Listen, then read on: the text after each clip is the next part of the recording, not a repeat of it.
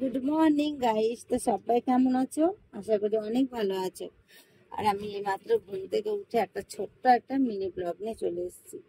তো এই যে মাথাতে না কালকে প্রচন্ড তেল দিয়েছি। কালকে প্রচুর তেল দিয়েছি, কেন বলো তো? কালকে তেল দেওয়ার কারণটাই যে আমি চুলটা না খুব তাড়াতাড়ি স্ট্রেট করতে হবে, আজকে যাবো ভাবছি।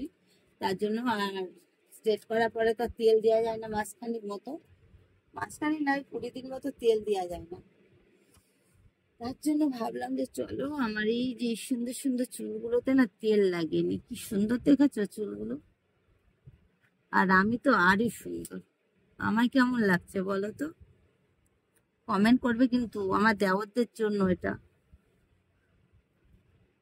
অনেকদিন আমার দেওরদের সাথে গল্প করা হয়নি, তার জন্য ভাবলাম যে চলো সকালবেলায় উঠে আমার দেওরদের সাথে একটু মর্নিং এ গল্প করে আসি। তবুও বা আজকে এখন 12টা বেজে গেছে, তো আমার জন্য মর্নিং, তোমাদের জন্য গুড মর্নিংই বলেছি। তার জন্য যেহেতু আমি ঘুম থেকে উঠলাম, তার জন্য আমার জন্য এখন মর্নিংই, বুঝেছো? এটা আমার সুন্দর সুন্দর দেওরদের জন্য। তো চলো আমি এবার উঠে একদম ব্রাশ ট্রাশ গুলো করে নিয়ে চান টান করে রেডি হয়ে একদম যাব একটু পার্লারে। যদি পার্লারে যাই তো অবশ্যই তোমাদেরকে পার্লারের ভিডিও আমি শেয়ার করব। এর আগে তো বডি ফেস ফেসিয়াল করেছিলাম, ফেস ওয়াশ করেছি, ফেসিয়াল করেছিলাম, সবকিছু শেয়ার করেছি। আজকে কি কি করব সেটা অন্য একটা ব্লগে দেখতে পাবে। তো আমার এই যে লুকটা কেমন লাগছে এর জন্য কমেন্টে জানিও। ঘুম থেকে উঠার পরে চুলগুলো দেখো পুরো কুচকিয়ে গেছে, কেন বলো তো? তেল দিয়েছি বলে।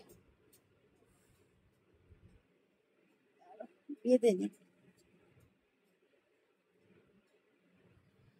তো চলো, ছোট্ট মিনি ব্লগটা যদি ভালো লাগে তাহলে কি করতে হবে? একটা লাইক কমেন্ট শেয়ার করতে হবে। আর আমার চ্যানেলটা এখনো যারা সাবস্ক্রাইব করোনি, প্লিজ সাবস্ক্রাইব করে পাশে থাকা বেল বাটনটাকে অল করে রেখো, তাহলে আমি যা যা পোস্ট করবো নোটিফিকেশন গুলো তোমাদের ফোনে অটোমেটিক পৌঁছে যাবে। সবাই ভালো থেকো, সুস্থ থেকো। অন্য কোনো একটা ব্লগের সাথে দেখা হচ্ছে। বাই। টাটা। ঘুম থেকে উঠে না আমার এরকম করে বসে থাকতে বেশ ভালো লাগে। এই যে